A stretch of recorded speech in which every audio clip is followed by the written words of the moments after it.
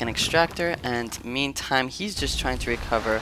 He's chrono boosting his nexus and cranking out probes at this point. Both of these have been upgraded to warp gates. I don't know if he's regretting that at this point, since he doesn't have any money to do anything else. And I've got a nice little group of zerglings forming up here, and my second base is coming along. I'm upgrading to a lair at this point. I'm starting to tech up. My income is much higher than his. He's now at 10 probes and I'm at 22. So I'm starting to seriously out-resource him at this point. But he's still building units. He just got an observer. This was surprising to me because I didn't see that. And what's really interesting is I can't see it at all in Starcraft 2. I used to be able to see what looked like that predator, haziness, but I can't see these things if I don't have an observer at all. I never noticed that they're in my base unless I have some sort of detector.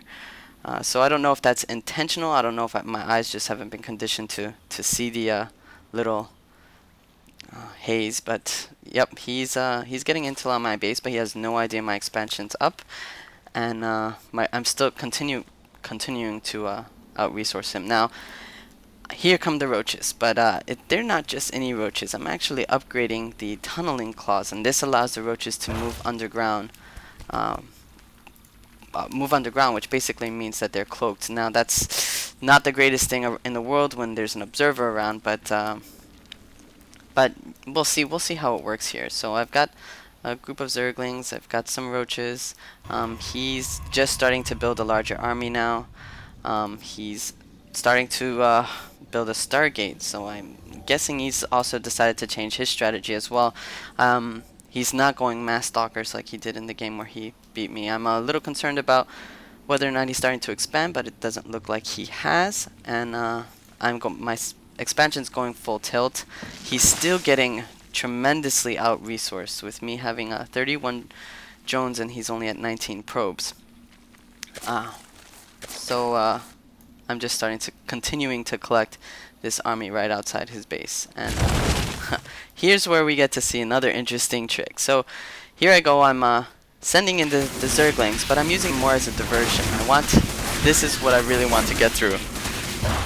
And his observer is nowhere nearby, so he doesn't actually see this going down. He has no problem destroying my zerglings, and figures he's going to press forward, but what he does not realize is, there they go. The roaches just popped out of the ground and they're laying waste to his supply line again. So now he's probably thinking he's really screwed. He's down to 3 probes. I've got 35 drones, and now he's bringing his army back. Now immortals do bonus damage to armored, so they destroy roaches extremely fast. But I want to make sure I completely demoralize him and kill all his probes. So he's down to 1 probe at this point. He's got 2 immortals, but he does bring his observer into the match. So now I'm running. Realize, he can see my units. But check this out. Look how fast he's healing. This is a special ability of the roach. When they're underground, they heal extremely fast. So a tactic that a lot of people like to use is to bury the roaches right as they're taking damage. You heal them up, you pull them back out, and just keep rinsing and repeating. The problem is when immortals are out in the field, they do so much damage, they pretty much 2-shot roaches. So I'm thinking again that I'm not going to build any more roaches. I need to get hydralisks out. So I start building my hydralisk den. I'm a little concerned because that was pretty much most everything I had, and he's decided to press forward. Now, I'm doing a pretty poor job spending my money. I'm at nearly 3,000 minerals. He's at 65 and he's only got 2 probes. Now he's building a 3rd probe. So this is everything he's got. This is his entire army. I can start on a dime, start spitting out a ton of stuff, and that's what I'm starting to do. My hydralisk then just hatched. I'm going to start cranking out hydralisks as soon as I can. And he's moving into my base, taking advantage of the situation.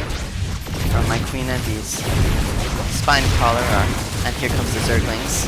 So I am a little nervous at this point because I don't know his income situation. I know I did a lot of damage, but these immortals are scaring me, and I don't have anything right now.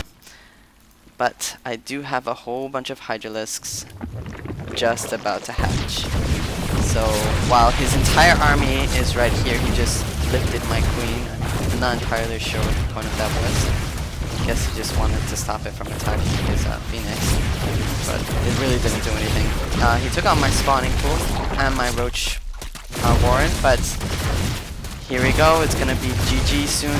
He doesn't actually say GG, but I wipe out his entire army, and he's left the game.